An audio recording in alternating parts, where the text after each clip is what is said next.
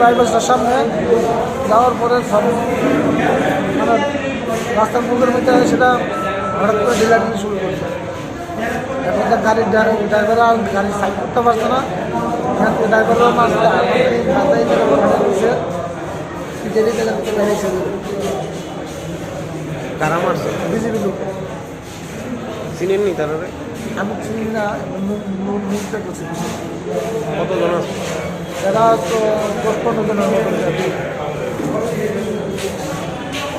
আপনারা গাড়ি কজন আছে? আমরা আসলাম 4 জন। কিটা দিয়ে মারছে? হ্যাঁ, দিয়ে মারছে? মোটামুটি 5 জানি আসবো। আমি বাড়ি দিয়েছি, মোটামুটি ঢাল দিয়ে সেটা গেছে। আপনারই মারছে? হ্যাঁ, আমার আসছে। আরেকজন মারছে, আরেকজন আছে হাসপাতালে। কি নাম আপনার? নাম? রাতুর শাহ। তান্ত্রিক বাতাবরণ নেই, এটা আবার নতুনভাবে প্রমাণিত হচ্ছে।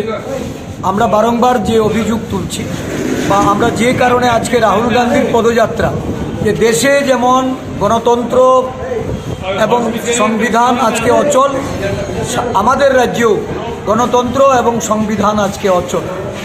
বিরোধীদের অনুমতি নিয়ে আরক্ষা প্রশাসনে এমনকি উচ্চ পর্যায়ে ডিজিপির কাছে প্রেরিত আমাদের এই কর্মসূচির রোডম্যাপ IGLও নিজে এটাকে উনি পরিকল্পিতভাবে আমাদেরকে আরক্ষা প্রশাসন দিয়ে সাহায্য সহযোগিতা করছেন।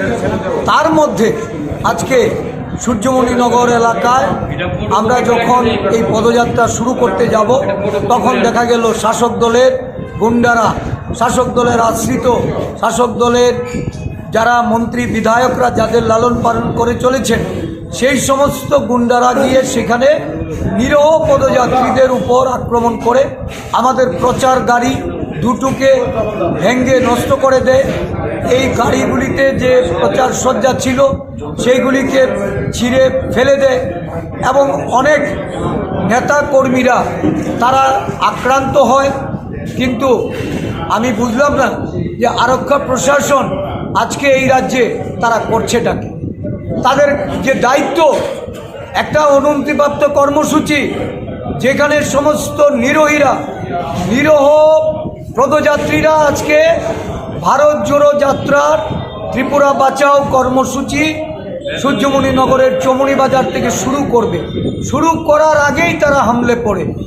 আমি বুঝলাম যে আজকে যদি সেখানে কোনো বিরোধী দলের সংঘর্ষের বিষয় থাকতো, এটা তো একতরফা কর্মসূচি করতে দেওয়া হবে না, মানুষের গণতান্ত্রিক অধিকার কেড়ে নেওয়া হবে, বিরোধী দলকে স্তব্ধ করে রাখা হবে। একদলীয় শাসন ব্যবস্থা কায়েম করার লক্ষ্যে এই ধরনের প্রচেষ্টাকে আমরা নিন্দা জানাই। এই আরক্ষা প্রশাসন যদি আজকে এই রাজ্যের মানুষের নিরাপত্তা, রাজনৈতিক দলের নেতা কর্মীদের নিরাপত্তা, যেখানে ভারত জোড়ো আন্দোলনের মতো একটা দেশের স্বার্থে, দেশের বেকারদের স্বার্থে, দেশের সর্বাঙ্গীন সমস্ত পেশার মানুষের স্বার্থে যে কর্মসূচি, আজকে দেশ বিখণ্ডিত হবে, দেশের সংহতি রক্ষা হবে কি হবে না, দেশের মধ্যে জাতপাত বর্ণের সম্প্রদায়ের লড়াই বন্ধ হবে কিনা, দেশের বেকাররা কর্মসংস্থান পাবে কিনা, এই ধরনের একটা কর্মসূচি নিয়ে মানুষ ঐক্যবদ্ধ হচ্ছে। আজকে ভয় ভীতি দেখিয়ে এই কর্মসূচি যারা বানচাল করতে চাইছে, তারা শুধু কাপুরুষই নয়, তারা বুঝে গেছে তাদের পায়ের তলার জমি সরে গেছে। আগামী দিন তাদের জন্য অশনি সংকেত। আমরা রুখব, আমরা প্রতিবাদ করব, প্রতিরোধ করব। এই কর্মসূচি রাজ্যের সমস্ত প্রান্তে আমরা নিয়ে যাব। মানুষকে ঐক্যবদ্ধ করে পরিবর্তনের ঢেউ এই রাজ্যে আমরা বইয়ে দেব।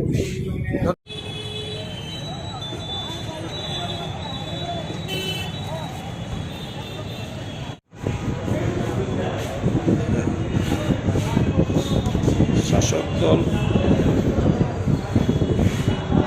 বুঝে গেছে ভারত জোড়ো বা কংগ্রেসের প্রতি মানুষের যে বিশ্বাস, যে সমর্থন, সারা রাজ্য জুড়ে নতুনভাবে বইতে শুরু করেছে।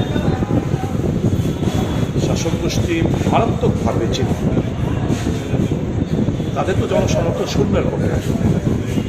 তাদের কাছে আছে অর্থ এবং কিছু গুন্ডাপানি, সফিস্টিকেটেড কিছু আর্মস, অ্যামুনিশন, ডান্ডা, রামদা, যেগুলো আমরা দেখতে পাচ্ছি আস্তে আস্তে করে, এগুলো এদের পুঁজি। আর আমাদের সাথে আছে, কংগ্রেসের সাথে আছে মানুষের সমর্থন, মানুষের বিশ্বাস, আশীর্বাদ। দেশের স্বার্থে, মানুষের স্বার্থে একটা কর্মসূচি। পুলিশকে আগাম জানানো সত্ত্বেও থানার আমতলী, থানার পিএসের সামনে যদি ঘটনা ঘটতে পারে, তাহলে বোঝাই যায় পুলিশ কতটা অসহায়। যখন মারধর করার পর কি একটা ছেলের নাম মান্তু যখন তার কমর থেকে রিভলভার বের করল, তখন ওখানে 4-5 জন, একজন গাড়ির ড্রাইভার, বয়োজ্যেষ্ঠ লোক, আপনি আসুন এখানটায়, আসুন, একজন গাড়ির ড্রাইভার, এরা যখন ভয়ে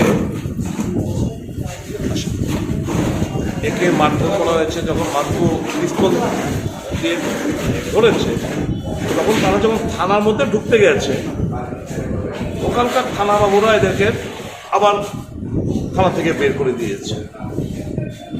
প্রদেশ কংগ্রেসের সভাপতির উপর, গাড়ির উপর, বড় বড় গাড়ির উপর ইট পাটকে ছড়েছে।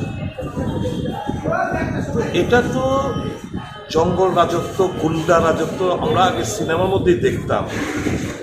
এখন তো দেখছি এগুলো বাস্তবে আমাদের রাজ্যে হচ্ছেই হলো। এই যে ভারত জোড়ো আন্দোলনটা তো এই দেশের মানুষের স্বার্থে, রাজ্যের মানুষের স্বার্থে, দেশের অখণ্ডতা, দেশ আমরা বিভক্ত হতে দেব না। ধর্মের নামে, জাতপাতের নামে, ভাষার নামে, আঞ্চলিকতার নামে কোনো অবস্থাতে আমরা দেব না। বেকারদের নিয়ে আমরা ছিনিমিলি করতে দেব না। নিত্য প্রয়োজনীয় জিনিসপত্র মানুষের নাগালের বাইরে, এই তো আমাদের আন্দোলনের মূল। তো দেশের মানুষের স্বার্থে এগুলো কথা বলা যাবে না। এটা প্রমাণ করে তারা ভীত সন্ত্রস্ত কংগ্রেসের প্রতি মানুষের যে বিশ্বাস, যে টান, যে ভালোবাসা, এরা ভীত সন্ত্রস্ত। বিজেপি সম্পূর্ণভাবে এদের উপর নির্ভর করতে শুরু করেছে, যারা সফিস্টিকেটেড অস্ত্র চালাতে পারে, রামদা, বড় বড় রামদা নিয়ে ঘুরতে পারে, ডান্ডা নিয়ে ঘুরতে পারে, চাকু, কোমরে রিভলভার নিয়ে ঘুরতে পারে। বিজেপির স্ট্রেংথ আর টাকা। লুটপাট যে করছে আমার আপনার টাকা, জনগণের টাকা, এই টাকা হচ্ছে এদের পুঁজি। আশ্চর্যের ব্যাপার হচ্ছে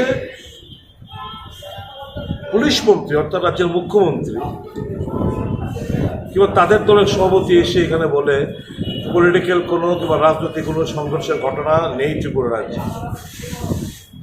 এরা মিথ্যাবাদী দল, এরা প্রতারণা করে বেড়ায়, তাহা মিথ্যাবাদী, ফ্রড, জালিয়াতি।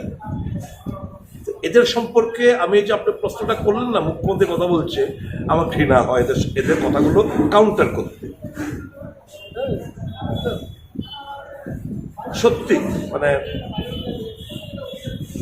ভদ্রলোকের মুখোশ পরে কেউ যদি শয়তানামি করে, আগামী দিন মানুষ তাকে বিচার করে। তারা মানুষের প্রতি দায়বদ্ধ না তো, মানুষকে ভোট দিতে দেয়নি। ছাপ্পা ভোটের মুখ্যমন্ত্রী, ছাপ্পা ভোটেই তো অধিকাংশ এবার এই ছাপ্পা ভোটে জয়লাভ করার চেষ্টা করছে, মানুষ ঐক্যবদ্ধ হচ্ছে। এরা ভীত সন্তুষ্ট। এ করে আমাদের গায়ের রক্ত ঝরিয়ে যদি মনে করে কংগ্রেসের দাবিয়ে রাখবে, আমরা অন্যান্য রাজনৈতিক, বিরোধী রাজনৈতিক দলের মতো না যে শরীর রক্ত ঝরলে কিংবা দৌড়নি খেলে কিংবা ইট পাটকেল ছুড়লে কিংবা বন্দুক দেখিয়ে, দামদা দেখিয়ে আমাদেরকে মানুষের সাথে আন্দোলন স্তব্ধ করে দেবে। আমরা অন্যান্য বিরোধী রাজনৈতিক দলের মতো না। আমাদের জাতীয় কংগ্রেস দল করি।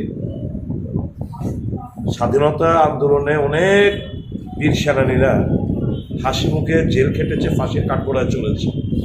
আমাদের গায়ের থেকে আর একটু রক্ত ঝরলই, ঝরাবো, মানুষের সাথে ঝরাবো। মানুষের সাথে নিজেকে আত্মহতি দিতে আমরা পিছু পা হবো না, এটুকু বলতে পারি। সত্যের যে অবশ্যম্ভাবী, মানুষের জয় অবশ্যম্ভাবী। ঘৃণা জানাই তাদের এই কাপুরুষতার আক্রমণের।